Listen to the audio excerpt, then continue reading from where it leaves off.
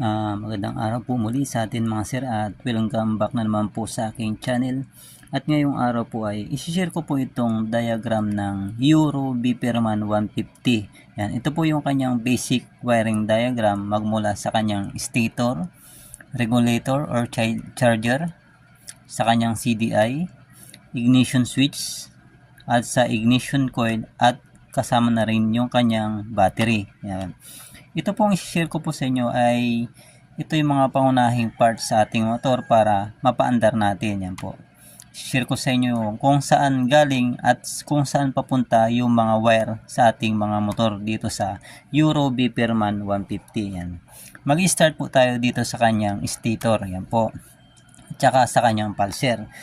Ang wire po dito sa kanyang stator, yan, makikita nyo po sa screen natin. Pa-flash ko sa screen yung mismong wire color coding sa kanyang stator. Galing sa kanyang stator, yung pink, yellow, black with red, blue with white, at saka green with white.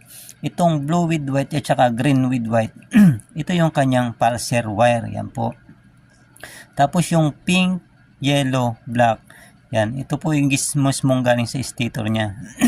Yung pink at saka yellow, ito yung full wave charger niya. Yan, sa kanyang stator. Yan po, full wave po yan sa kanyang coil. Tapos yung black with red, ito naman yung primary. Yan, yung black with red, primary yan. Yan yung nagsusupply sa kanyang CDI. Dahil ang CDI ng ating Euro Beeperman ay primary type, kaya po black with red yung kanyang supply sa kanyang CDI. Yan po. Mag-start po tayo dito sa kulay pink. Yan. Ito pong kulay pink at saka yellow wire, ito po ay papunta sa ating regulator rectifier. Yan, sa kanyang charger. Papunta po yan. Yan po. Yan, papunta dyan sa ating charger. Yang dalawa niyan. Siya po yung magcha-charge sa ating battery. Yan. I-regulate ng ating charger para makargahan yung ating battery. Yan po. Makikita nyo po sa screen natin yung wire sa kanyang regulator. Pagdating dito sa kanyang charger, nagbago na yung kulay, di ba? Galing sa ating stator, pink at saka yellow. Pagdating sa kanyang charger, parehas na pong yellow. Yan po. Kasi yung ating regulator ay full wave po yan. Yan. Full wave yung kanyang charger ng ating Euro Beeperman. Yan po. Sunod naman natin yung black with red. Ito yung black with red, ito yung supply sa ating CDI. Papunta yan sa ating CDI din dun sa black with red natin. Yan.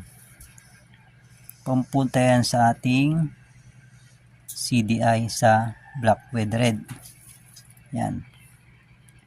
Yan, okay na yung ating connection sa ating part ng stator. Tapos naman sa ating pulser, itong blue with white, ito yung positive ng ating pulser wire. Yan. Blue with white, positive yan. Papunta yan sa ating CDI, itong blue with white tsaka green with white. Itong green with white, yan yung negative ng ating pulser. Yan po. Papunta yan sa ating CDI. Makikita nyo rin sa ating CDI yan. Papakita natin yung wire sa ating mga CDI yan. Mga sir, papunta rin yan sa blue with white sa ating CDI. Tapos naman yung green with white, papunta rin yan sa ating CDI sa green with white din.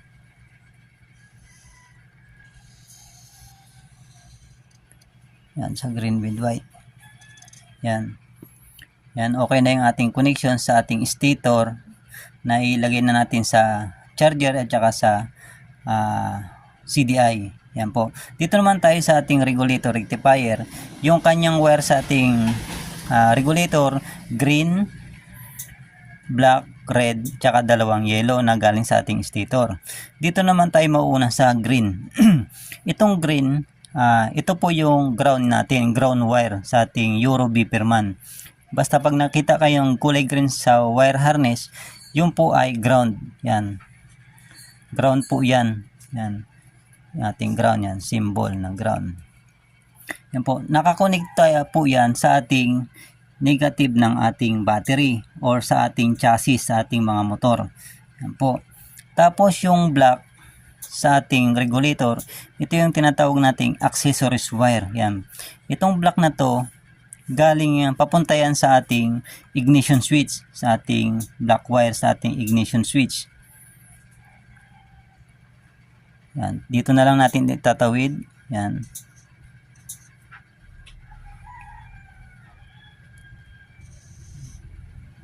Kulay black sa ating ignition switch. Yan po.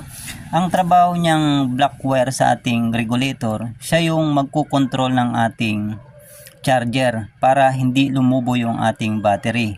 Yan po. Kapag walang supply ang black wire na yan, lulubo yung ating battery or mag-overcharge yung ating battery. Aabot ng 17 or 20 pataas yung kanyang reading ng ating battery. Kaya lulubo yung ating battery, mapupundi yung ating mga ilaw. Po. Sunod naman yata yung red. Ito namang red na yan, papunta yan sa ating positive ng ating battery. Siya na yung magcha-charge sa ating battery. Yan, sir. Yan, laktaw na natin. Papunta yan sa ating battery. Siyempre, sa ating battery may fuse po yan. Diyan siya nakatap sa ating fuse sa ating battery. Yan. Okay na yung connection sa ating charger. Dito naman tayo sa CDI natin. Sa CDI, merong 6 na wire sa ating CDI. Yan, makikita nyo sa screen yung mga wire sa ating CDI. Meron dyang black with white, black with yellow, green with white, tsaka blue with white. Itong dalawang to galing sa ating pulser. Yung black with red galing din sa ating stator. Yung green naman, ground din yan sa ating CDI. Yan. Konektado yung lahat ng green.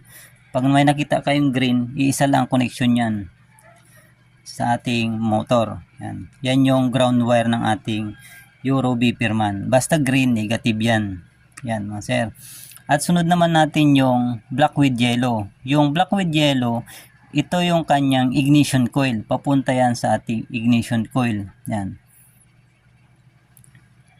Connection natin sa ating ignition coil. Yan. Laktaw na natin.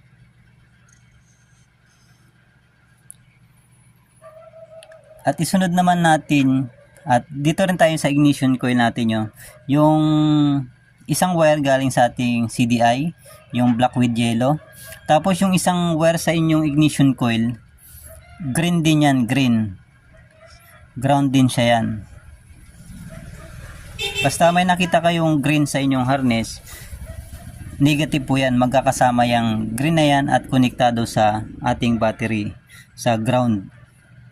Sunod naman natin yung black with white sa ating CDI. Itong black with white, ito naman yung kill switch ng ating motor. Yan. Konektado yan sa ating ignition switch para mamatay yung ating makina. Black with white. Yan, okay na yung connection ng ating stator, charger, at saka yung CDI natin.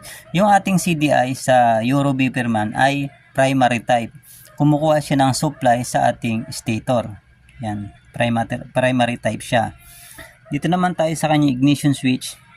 Yan, kapag primary type yung ating Beeperman, ang wire sa kanyang ignition switch ay black with white, red, black, at saka green. Yan, pagka ang CDI ay primary type, meron siyang black with white na wire. Kasi meron siyang kill switch. Yung red naman sa ating ignition switch, dito rin yan nakasama sa ating battery sa may fuse na red. Yan, naka-connection din siya dyan sa ating fuse nakasama sa red wire. At sunod naman natin yung green. Yung green ng ating ignition switch, konektado na naman yan sa ating ground. Yan, kakasama yan sa ground. Ang trabaho ng ating ignition switch, para mamatay yung ating makina, kapag nag-switch off ka sa inyong ignition switch, magdidikit yung black with white at saka green, kaya mamamatay ang inyong mga motor. Yan. Kapag nawala yung connection ng black with white or green sa inyong ignition switch, magre-rekta yung ignition switch nyo. Yan. Kahit na anong gawin nyo, hindi nyo mapatay kasi nakarekta yung ating ignition switch. Yan, kahit walang susi, andar yan kasi nakarekta. Yan mga sir. Yan, yan po ang ating connection dito sa Euro Beeperman. Yung kanyang basic wiring diagram. Yan mga sir, sana po ay meron po kayong natutunan dito sa ating maikling video tungkol dito sa wiring diagram ng Euro Beeperman 150. Yan mga sir. At yun lamang po, at maraming salamat po sa inyong panonood, and God bless po.